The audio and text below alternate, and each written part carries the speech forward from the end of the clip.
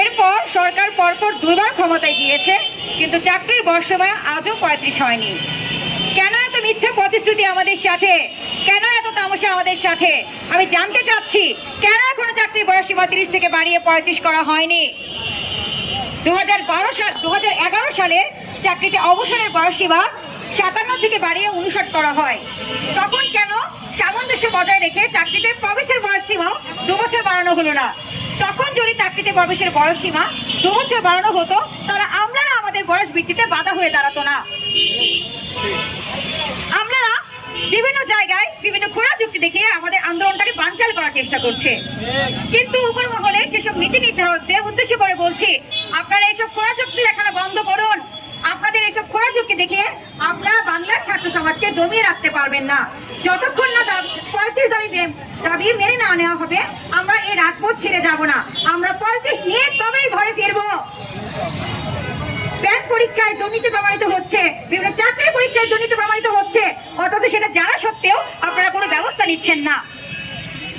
Recent senior officer 2021 সাল bank ভিত্তিক পরীক্ষায় দুর্নীতি প্রমাণিত হয়েছে, তার সেটা জানার পরেও আপনারা কোনো ব্যবস্থা নিচ্ছেন না, সেই পরীক্ষাটা বাতিলও করছেন না। আমরা যাবোটা কোথায়? আমি জানতে চাচ্ছি, এই রাষ্ট্রে আমাদের জায়গা কতটুকু? এই রাষ্ট্রে আমাদের জায়গা কোথায়? আমাদের চাকরির বয়সসীমা বৃদ্ধি হবে না, আবার দুর্নীতিও বন্ধ হবে না, তাহলে আমরা কি করে চাকরিতে একটা ভালো অবস্থান নিব?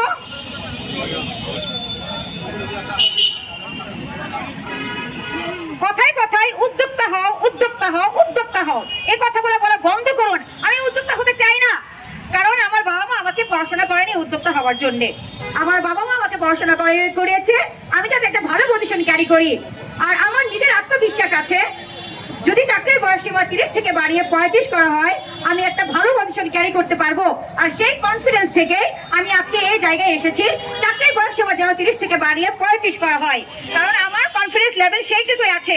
আমি জানি চাকরির বয়সসীমা 35 করা হলে আমি অবশ্যই একটা ভালো পজিশনে যেতে পারবো। তাই আমি চাচ্ছি চাকরির বয়সসীমা দ্রুত 30 থেকে বাড়িয়ে 35 করা হোক। আপনারা কি জানেন, প্রত্যেকটা বছর হাজার হাজার চাকরি প্রত্যাশী চাকরি না পেয়ে হতাশাগ্রস্ত হয়ে তাদের নিজের জীবন আত্মহনন করছে। আপনারা কি চাচ্ছেন গোটা সমাজ তারা নিজেরা তাদেরকে আত্মহননের দিকে ঠেলে দিন? আপনাদের দৃষ্টিভঙ্গি, আপনাদের আচরণ দেখে মনে হচ্ছে আপনারা তাদেরকে ইশারা করছেন তাদের জীবনকে আত্মহননের দিকে ঠেলে দিতে। আপনারা কি চাচ্ছেন আমরা দিন দিন একটা মানসিক রোগী তৈরি হই?